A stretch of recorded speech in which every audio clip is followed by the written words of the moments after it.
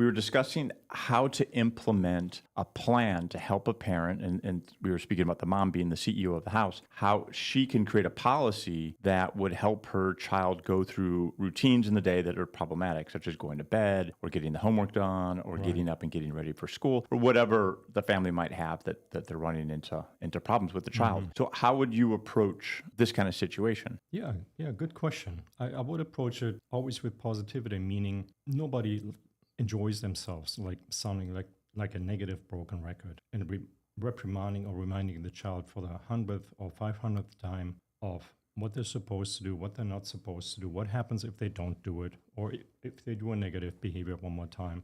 So the spirit of positive behavior modification, positive parenting, and positive coaching and leadership, it's all the same really by the end of the day, is always that I want to translate my concerns or my wishes for the child's behavior into positive statements and positive behavioral benchmarks that are easily held accountable and understood by both parties, including the child, of course. And then whenever the child checks those behavioral benchmarks every day, reward that with something that matters to the child, that's enjoyable or meaningful, important to the child. Of course, we're not talking about money or treats, but something that the child maybe in the past even considered an entitlement that is now a privilege or an incentive, a reward that can either be had and maintained every day or not. Right. So it would be, say, the child really enjoys to have some time on his Xbox. Right. Then after accomplishing a set task, the benchmarks, that I brush my teeth, I put my pajamas on, I put my dirty clothes in the hamper, I made sure the bathroom was clean, and my clothes are set out for the next, whatever the list is that the family has put together.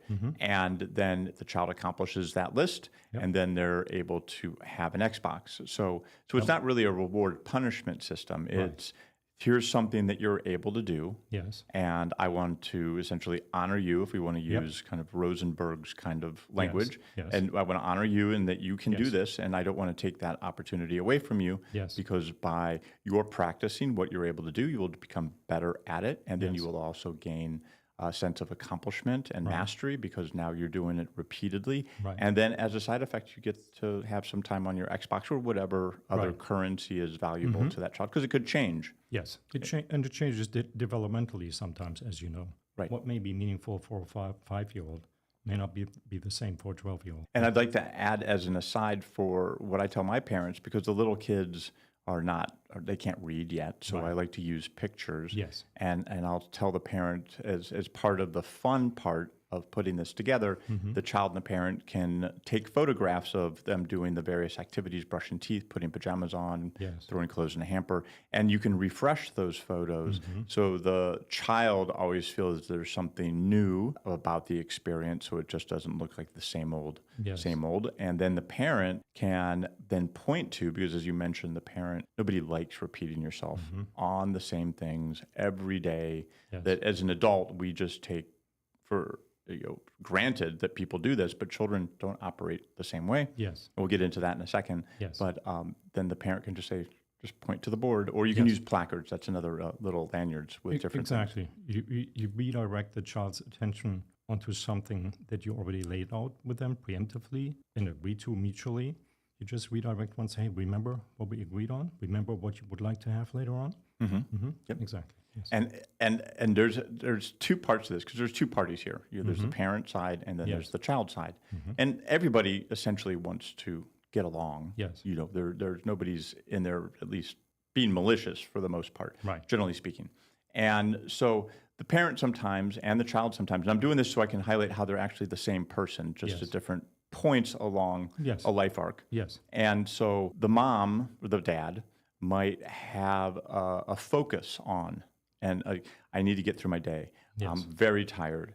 I have a busy day tomorrow. I have a lot to do tonight. Whatever the litany of possible list of things to do by the end of the day that's occupying the parent's mind. And we know from experiments in the invisible gorilla experiment that when somebody has a focus, that they can become unobservant to very noticeable things. True. And so here a parent, or now let's switch over to the child. The child is very excited to play with this toy. They're creating a village. They want to go play outside. So they want to have that same kind of goal orientation, wanting to accomplish something, a focus, just in a play focus, as opposed to a task focus. And so both the parent and the child may not hear one another or use that focus to disregard what the other one's saying. I think that is something that a parent, when they can kind of see that they're actually acting just like their child, but just from a different perspective, Yes, it can true. kind of make it easier to understand that we need to speak in a language that the child can understand, just Yes. as if I'm so focused on something and I'm missing something, then somebody needs to Right, point it out right, to me right. because I'm blind to that. Yes. Yeah, I think it's really helpful for us all, but for parents to see that by the end of the day, as Marshall Rosenberg in his approach always points out, we all have the same needs. How they're being met is, of course, situationally, circumstantially, temperamentally different, but, of course, developmentally different as well. But by the end of the day, the child wants to have freedom and autonomy, the child wants to have playtime and relaxation, or the child wants to have a sense of accomplishment, whatever else those needs might be. And that's why I always say this positive leadership, positive coaching, positive parenting, positive behavior modification, that works for everybody all the time. I mean, most people as adults like to be coached with positivity rather than with pressure or fear or authoritative coaching styles or leadership styles. This really works for everybody across the board. Yes, that's true, because if punishment cannot be used to drive somebody into action. It might work on the short term, but it is nobody stays in the pocket doing what they're supposed to do for fear of punishment. Yes. People stay in the pocket because they see that there's a need for themselves and possibly for somebody else as well. Yes. And so I wanted to discuss a little bit more on what we've spoken about before, which was the schema. And so going back to this mom and looking at a mom who likes to have a more of a friendship kind of relationship with their child, somebody who wants to have the child enjoy their experiences. And then there can be, of course, some softer boundaries with that. And depending on how the child is wired, there's different temperaments.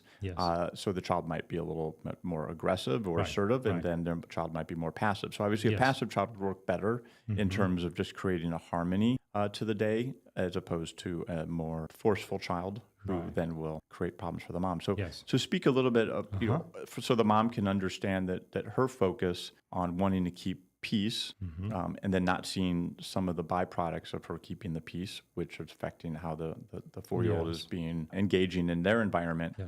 How would the mom get to that? What are the different schemas that would let the mom come to that place? Yeah, that's a good question. So it goes back to the theory of schema theory, which is basically a very practically applicable fusion, you could say, or integration of what works well in cognitive behavioral approaches and psychodynamic approaches. It takes the best out of them and merges it together somehow.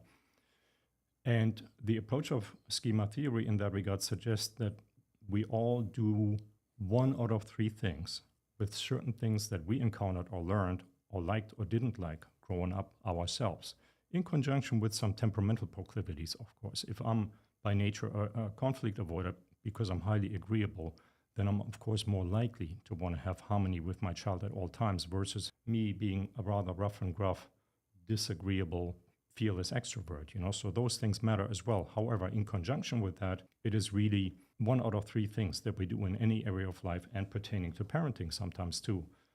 So there are three adjustments that we make consciously or sometimes unconsciously, subconsciously, in response to what was modeled to us or related to us growing up in one way or another, for example, by our parents.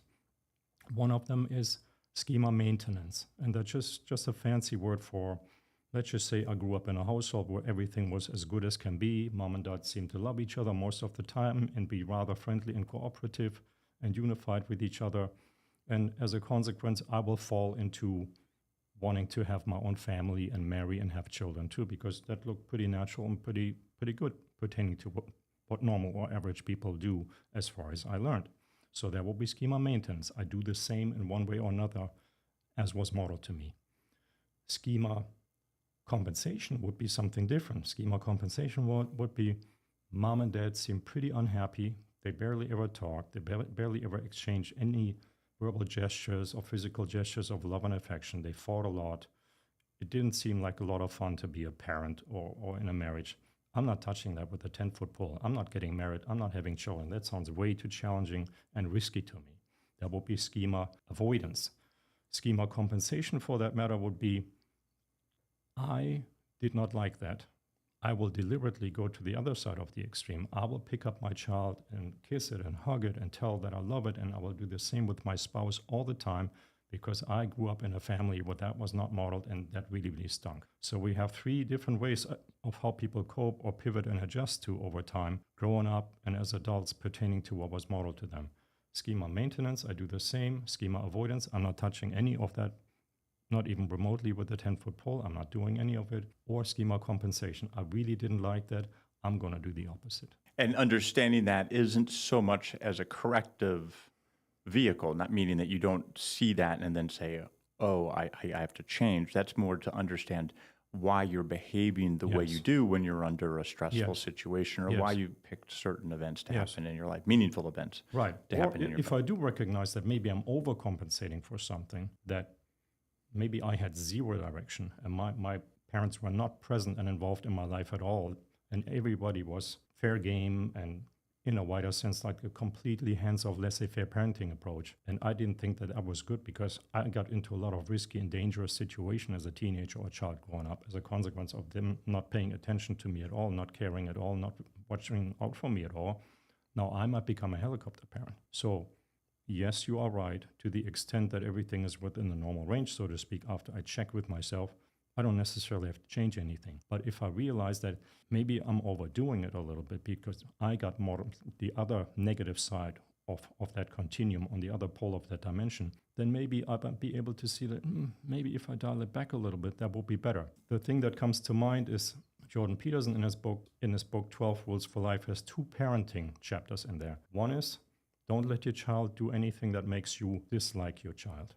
The other one is, do not interfere when you see children skateboarding. And I think that the gray in between those 2 extremes, potentially, if we make those mistakes, maybe sometimes some of us, that is where the better parenting happens, right? So do not let your children do anything that makes you dislike them. That could be a consequence of a total laissez-faire or helpless parenting style, for lack of better words, that I just either don't think it's healthy for me to reel my child's explorative or maybe testing behaviors in, because I think I would hurt my child by doing that. My child has to be left alone at all times and do whatever it wants. Well, the problem with that can be that my child might get punished by others later, or ostracized by others, or by peers, or punished by teachers, or by the world later when they have roommates and they're going off for college and they haven't learned how to behave in a semi-civilized manner when they're cohabitating with others. I don't want that, because we want to set our children up for success and not to be punished by others or society later when we can't help them anymore. So that will be one potential extreme. The other potential extreme, again, is what most lay people understand as helicopter parent, where I'm constantly running interference and interjecting when there's the slightest potential that my child might injure themselves or scratch themselves. That is the chapter about do not interfere when you see, do not disturb children when you see them skateboarding, because they will hurt themselves. If they're doing that often enough because it's done on concrete or asphalt, that is a given. But you do not necessarily want to interfere, because you do not want to raise a child that doesn't learn from mistakes, within reason, of course, and that doesn't develop their own sense for risk detection of any kind. You might raise a very anxious child that is not ready to take on the world when it's time to leave the nest. Right.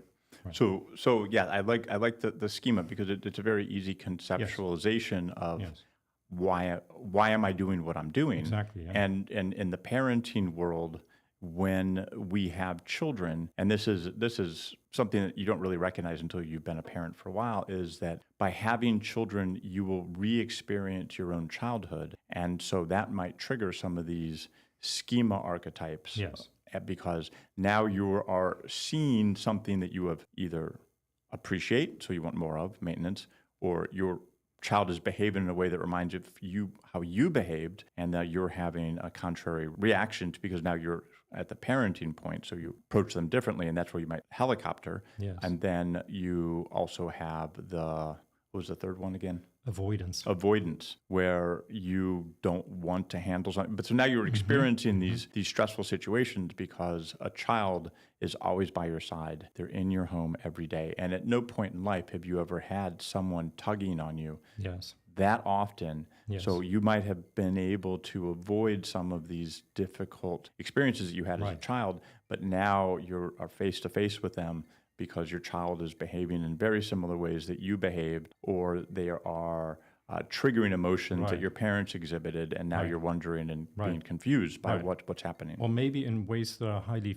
stressful or embarrassing to me. That I was able to avoid and stay away from when it was just me, so to speak, or me and my partner. But now I have a child, and now I'm responsible for that child, and the child might not always behave in ways that make me feel comfortable. Right. And so two ways that this could happen is for somebody that was very athletic, and now they can't be athletic, and so now they're having an issue adapting into their new role as a parent. There's kind of a page turn in the parenting, a new chapter for how they have to parent. And it's not that there's somewhat of a death of ego here, but there's also a new person that's coming about, and so you'll have to re-examine how to distribute your time to make you feel at least whole enough. Yes, absolutely. So going back I just want to finish with this situation with the 4-year-old is we want to systematize a program that allows the parent to maintain control while recognizing that both the parent and the child are both exhibiting needs, and those needs are really the same.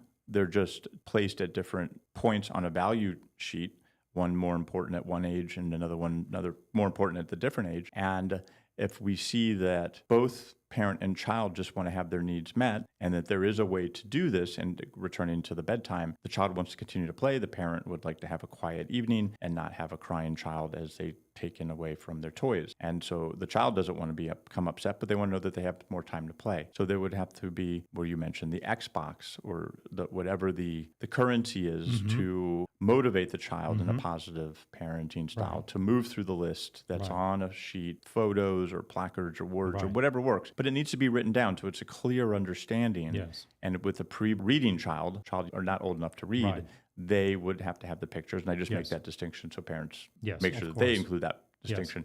And then those that can read, you can do it in a different way. Yes. Yeah. Absolutely. That's great.